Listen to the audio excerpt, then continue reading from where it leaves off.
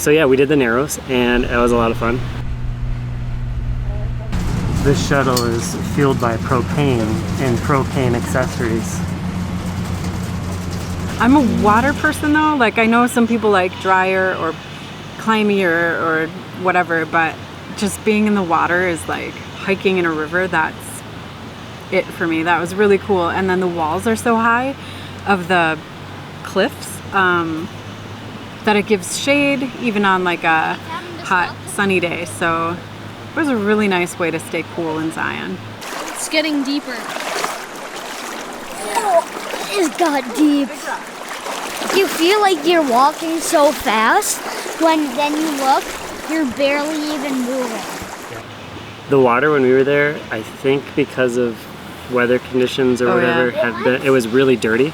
Yeah. The boys described it as, I think Quinn said it was decaf coffee. That's totally what it looked like, with a little cream. With cream. Mm-hmm. Good. The hike here is really pretty, and then the hike in the water is cool. I have heard though that because of the flooding, it's all brown and mucky, and it's normally clear and really pretty, but it's still fun. We didn't end up renting any walking sticks, but we did have water shoes that we had bought. At really cheap. Super cheap, $10 each, you know, before we came on the trip. And I think those were actually sufficient. They were really good. Walk on water. The walking stick rental place and the shoe rental place are at the entrance of the park, which I didn't know. So I'd heard it was like here, so my fault, I guess. Oh well, we've got each other, and that's all we need. I think a stick, you know, it can come in handy, but for us, we didn't have any. We didn't need it? Yeah, we didn't need it. We didn't really have any problems navigating. Yeah, which is funny because the water's muddy, so you can't see anywhere you're stepping. So wait, the deep parts, are they bad or no?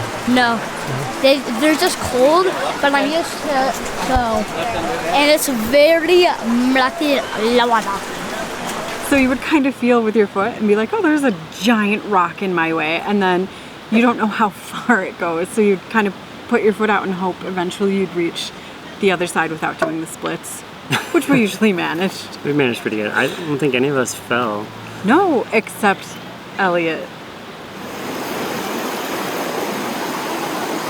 What if I fall?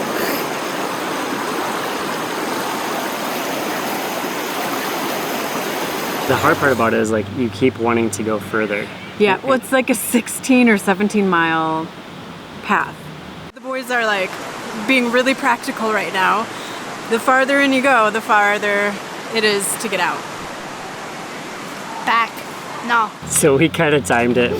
You know, we figured we're kind of paying attention to the time and how far we went in, knowing that the boys were good about pointing out how far we go and just how far we had to go back. So. And we wanted to be aware of, we knew it was going to rain later that day, so we didn't want to put ourselves in a bad or unsafe position. You? Soon you're gonna see us in the rain while it's pouring in a thunderstorm. River is rising a little bit. There's parts where we remember there was sand and now there's no more sand. Kind of glad we're heading back. Yeah, we started early and then headed back early. Like when we started, it was still cool out, like kind of cold, where we were like, why are we getting in cold water? But by the end it was warm and we were super glad we were in the water. But yeah, we did it that early just for safety reasons. Seriously stuck.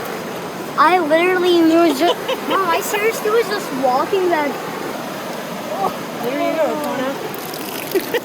Kona. There's your shoe. Have at it, kid.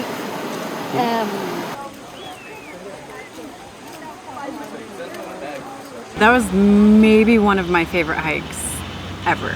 For sure. I loved it. Same.